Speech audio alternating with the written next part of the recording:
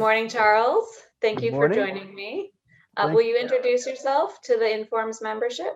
Yes, I'm Charles Pierre. I'm an Informed member, of course. I'm former interim chair of the mathematics department at Clark Atlanta University in Atlanta, Georgia. So currently, I'm an associate professor there, and I've somewhat re-engineered myself. So you might say, I'm in math and in analytics at the same time.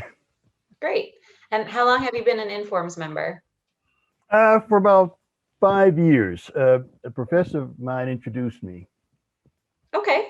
That was going to be my next question, how you discovered Informs. Okay, well, short story, a long one. At a local breakfast and restaurant called Thumbs Up in Atlanta, Georgia, a couple of white guys sat at a table next to mine. Okay, now that's important. Okay. Uh, they were marveling over this magazine they were reading. I continued to eat, but after about 10 minutes, one of the guys turned to me and asked me if I heard of petabytes. Well, that's around that time, petabytes wasn't anything you would be talking about, right? Okay. But I was fortunate enough to be there, and these guys they asked me. Apparently, they were doing research there. Well, I had no idea, so I said no. They continued talking. I finished eating and I left, dumbfounded and curious because I was trying to figure out what was going on. And I think this was around 2013, 2012, somewhere in Okay. there. But I read and I read, and of course I looked at petabytes. Uh, so from 2013 to almost the end of 2014, I began looking at universities that offered either OR or analytics online. I was a full time professor and realized that I had to matriculate into an online program back there at that time that offered analytics, especially. Um, Once I found an online program that I could afford, I immediately applied. Uh, the university I selected had as its flagship program a Department of Analytics. Most of the professors had PhDs in analytics or analytics related fields, so it was a good choice, I think. In the meantime, I enrolled at MIT's statistics with our program. It was an online course as well, but Okay. about 3 weeks into the course, I was accepted into an MS in analytics program at Harrisburg, University of Science and Technology in Harrisburg, PA. Mhm. Great. So now that was one of the best decisions I'd ever made in my life. Good. Um, okay, while matriculating through the degree program, one of my professors told the class about informs. So I joined. Harrisburg University was hosting an Informs conference that year. I believe this was around 2015, I believe, maybe 2016. But I didn't attend that conference. I did attend the annual conference that was given in Pennsylvania, in Philadelphia. Yeah. Okay. So I really enjoyed the conference. Just about all of the analytics sessions were either filled or closed, but it was a wonderful conference. Um, let's see, and so I think that's where everything kicked off. Okay. Okay. So you have only been in the OR field for about 10 years, or did it start prior to that petabyte conversation? That's where it started. Those guys Okay. sit there. Now I was so fortunate because any other place this will not have happened. How So about that? I happened to have been at the right place, and these guys were really just going over the magazine, and they were really intense in talking about it, jovially. Yeah. Uh, So what were you doing prior to that? uh, Prior to that, I was professor in mathematics. Okay. Yeah, and that's where I'd been off and on for many years, really. Gotcha. Um, So I focused in all things mathematics. Well, no, I can't say that. That's impossible. Focused in many things in mathematics. Okay, so you were close to OR, just not quite in it yet with the mathematics. Right. Those two guys got me. But yes, you're absolutely correct. I was close, but not quite. I mean, I dabbed into linear algebra, operations research, and things of that nature, Hmm. and they were pretty close. And many years ago, statistical quality control. So I was somewhere pretty close to that area, and it was nice knowing that with computer power came other kinds of very nice things, especially things requiring analytics professionals and things of that nature. So I was somewhere near. I was in the domain. It Right, was just right. not there. So in your time in this field, have you seen it change in the past 10 years? And if so, how? Oh heck yeah. Yeah. Yeah, it's grown like mad. I mean, it's all of the AI or tech fields have grown. AI, machine learning, analytics, operations research. You can just choose in either one of them. They've all grown, and it has something to do with people being not acknowledged a little bit more to those fields. They're coming out. A lot of these fields have been using tools for many years, Hmm.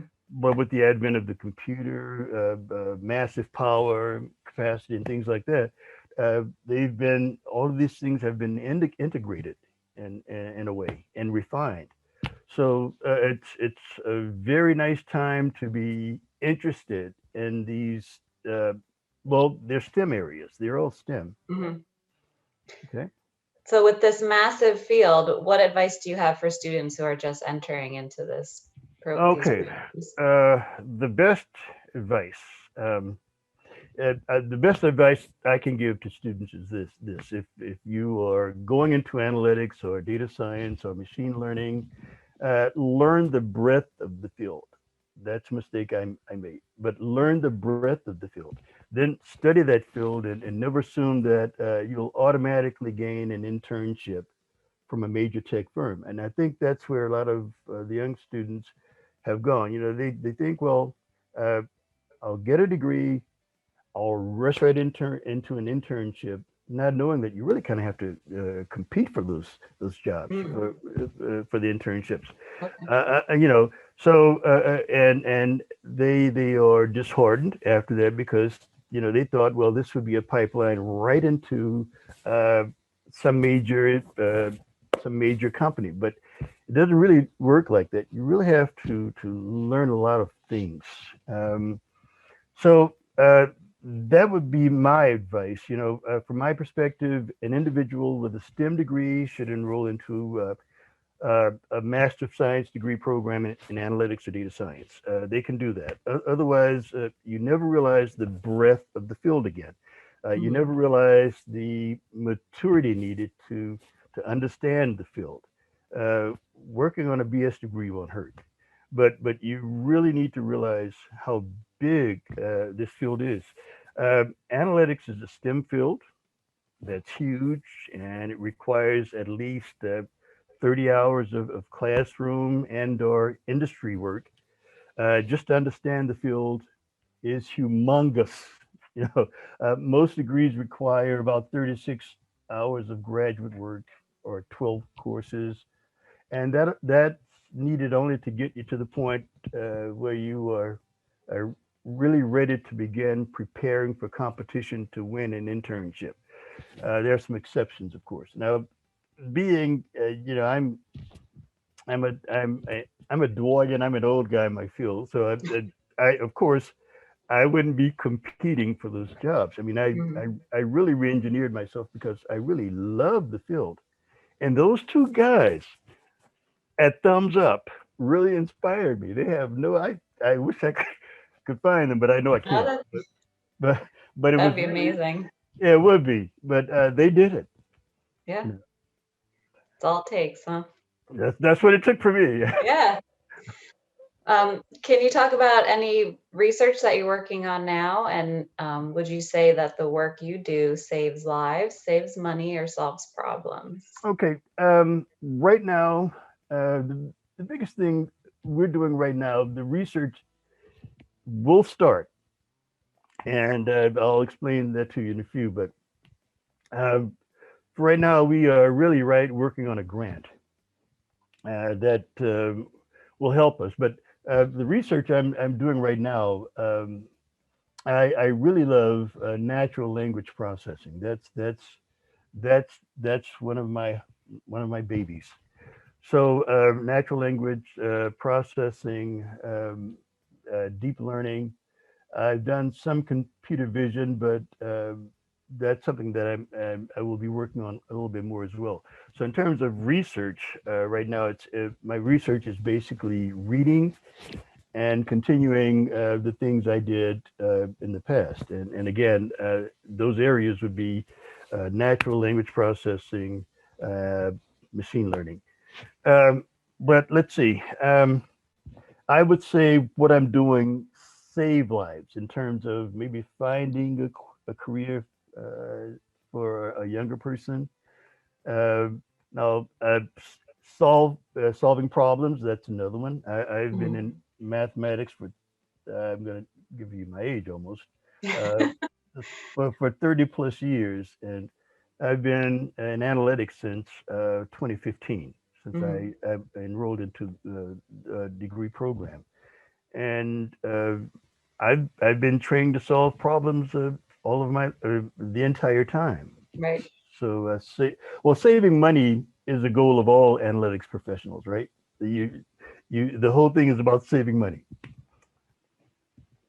I would think the whole thing's about solving problems, and if that helps to save money, then that's an added bonus. But That's better than I could have said it. Very nice. Thank you. sure. Yeah, okay. Um, so, as you've been an Informs member for about 5 years, you said, what member benefit do you find the most useful? Oh, quite a few. This is again, this is another thing that I'm really glad I did. Uh, let's see, networking rates at the top. Not to mention the state-of-the-art research that one is exposed to. The ORMS magazine, that's a treasure. Oh, great. I'm glad you like it. Oh yeah, it's nice. So let's see. I've been fortunate enough to be part of the data mining section. Uh, Mhm. the data mining section allowed me to host a session at an annual conference. It also allowed me to give a presentation as well. So um, I think that's it. But one of the most enjoyable opportunities I've had was to become a DEI ambassador. Yes, I wanted to That ask you about that. Yeah, that's probably the best thing I've done. Okay. Okay. Can you explain a little bit more about the program and your project? Okay, and I know we don't have that much time, but I hope I do it some justice. The DEI Ambassadors Program is a program whose major focus, among many, is to focus on strategies and ideas to encourage diversity, equity, and inclusion in the tech fields. Okay, Mhm. this is only part of the DEI Ambassadors mission, though. Annually, DEI informs DEI committees recruit or induct by way of competing proposals 9 or more new ambassadors into the program. Okay, recruitment and induction is based on the quality of the proposal as it relates to diversity, equity, and inclusion. Mhm. The ambassadors are inducted from a pool of Informs members. Okay. Also, yeah, and once you are a DEI ambassador, you're always a DEI ambassador. But Okay. again, the ambassadors, among many things, devise strategies and methods to increase the number of underrepresented groups in the tech industry, and they also ensure the equity and inclusion. The idea of they ensure uh, equity and inclusion as well. And we really devise strategies and work on this. And we talk about this as well throughout the year. Hmm. Well, about 3 or 4 times a year. And then what about your project? I think you gave a talk about it at the annual meeting. Is that correct? In fall 2020? Yeah, I'm glad you're asking me about that. Professionally, let's see, I got to, well, initially we started off working with, well, let me start over. Sure. A fellow DEI ambassador, Dr. Pascal Van Hittenrick, at Georgia Tech, you may know him. Mhm, I do. Okay, he and I have been involved with acquiring funds along with other researchers. There are other researchers involved. And this is to fund a mega project in artificial intelligence and AI at Georgia Tech. This will include data science, AI, operations research, machine learning, computer vision, etc. Okay, we've been working with 5 HBCUs uh, on data science initiatives in an effort to increase the number of African Americans in the field of AI, analytics, data science, et cetera. And this came about because I matriculated through the program, and there weren't that many African Americans. Remember when I told you about those 2 white guys who said, Yeah, never, yeah. okay, now they were probably the only one within a 5-mile radius who knew what they were talking about. No one else did. Hmm. And it's been a problem in that area. Has very few African Americans. Period. It's about 4%, and it's not because of anything other than just lack of knowledge. People just don't know. Yeah. And I would walk my campus and other places and ask and talk to people, but no one knew what the heck I was talking about. So then I was driven from that point on to try to find ways to increase the number of African Americans in the area. Well, since I've worked with Pascal, that's expanded. We're talking about all underrepresented groups, and Hmm. how might we find strategies to increase those numbers. So that's basically where we are now. That mega project at Georgia Tech would be nice if we get it. And right now we're working. We are one of the finalists, and we're preparing right now for a reverse site visit. But hopefully we will get it because this it's a nugget. It's really a fine program that's going to help a lot of groups, major and minor. Wow. Good luck. Thank you, Yeah. thank you. So you're a DEI ambassador. You mentioned the data mining section, and I saw that you're also a mentor for the National Alliance for Doctoral Studies in the Mathematical Sciences. How do you find time for all of this volunteer work, and why do Okay. you feel it's important? Okay. Well, frankly speaking, over the last 7 years, I've focused on analytics and data science, and very little uh, on my other projects. Now, I was I've done all of those things, but lately I've had to put some things to the side. Once I'm afforded more time, then I'll probably pick up those earlier projects again. But for right now, it's about really working in data science and analytics. I mean, I only have a master's. It's really that PhD that's really very significant. But Mhm. I'm in that field, and I can sort of see what needs to happen. Uh, Are what- you going to get a PhD, or oh you no, you hey, don't need one? I I do not need another. Good. Oh, you never know. I don't know. No, hey, these gray hairs say no. Don't do that. Um, can Okay. you talk a little bit about how the COVID-19 pandemic has affected your past year, either professionally or otherwise? Did you Uh, have to switch some classes to online, do all that? yeah. As a matter of fact, all of my classes have been switched to online.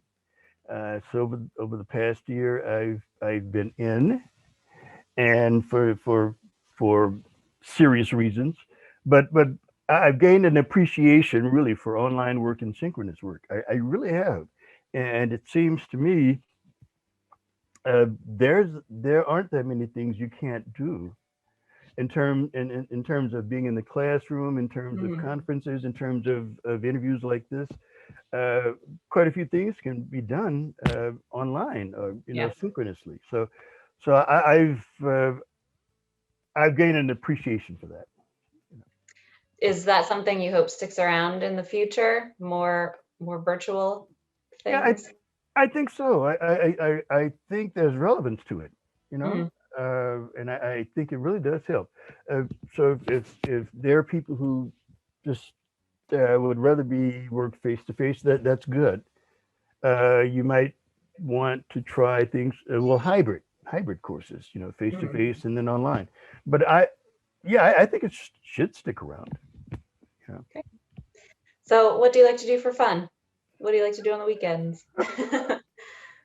Oh boy. Well, over the last year, not much. Mm. I used to play tennis. I used to Okay. fly my drone. I used to do Oh, all kinds of things outside, but I've been in yeah. for the most part. Yeah. So now I just get out to get a little sun in my face. Hmm. It's about all I can do on the weekends.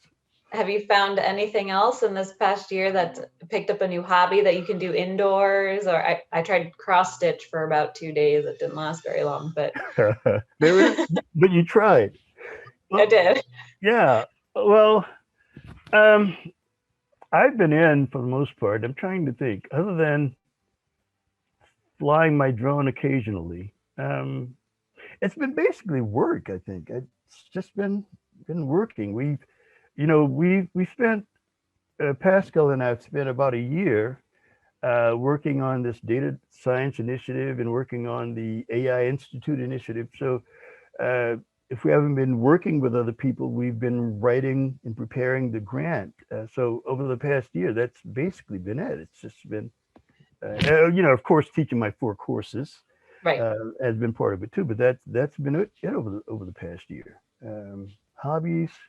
Mhm. I think I've worked a little. Well, I haven't worked with my hobbies as much. I'll Yeah. put it Yeah. that way. Well, I'm glad that the past year didn't stall your project. So at least you still got that Yeah, well, going. yeah. Fingers crossed. Yeah. Okay. So how about if you could have dinner with one famous person from history, dead or alive, who would it be and why? Ah, glad you asked. Let's see. Um, let's say I'd like to have dinner with the author Graham Greene. I don't know if Graham Greene is a British author, and the reason I'd like to have dinner with him is, let's see, I was Peace Corps. I was a Peace Corps volunteer who served 2.5 terms, about 5 years in West Africa. And I enjoyed traveling and learning different cultures. Graham Greene also traveled quite a lot. I don't know if he was British intelligence or if he worked by way of journalism. I don't remember, but he wrote a lot of books on his travels.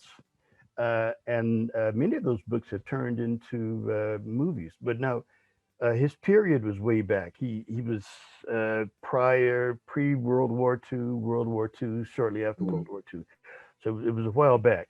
But his books are so exciting to read, and the way he talks about things, and he spent time in West Africa, South America. He was all over the place. But he would be the guy. I'd like to talk to him about his travels and about some of his books. You know. Any movies, popular movies that his books turned into that Uh, you should Boy, now know? you called me, and I should have looked. I should have gone to my library. But let's see. I know he read. Let's see, Our Man in Havana. He did the Third Man. And he did something about. I think it was Braxton Rock. Hmm. Uh, Now he did something. Another title could have been Travels Without Maps. I can't remember. But Our Man. Let's see. Our Man in Havana is a movie. The Third Man. I think that's the title. It's a movie as well, but he had quite a few. But you caught me off guard. I Sorry, wasn't. I'll Google it later. Sorry. Yeah. Okay.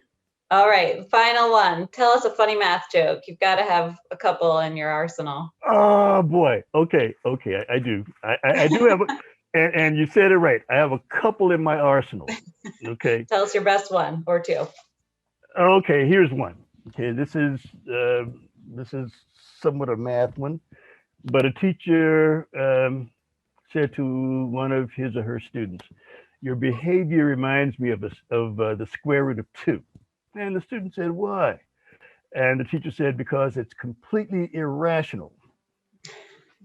So, Okay, okay, got that's it. one. All right, number two. Number two. Let's see. Again, a teacher classroom joke. The teacher said, "You know, you can't sleep in my class."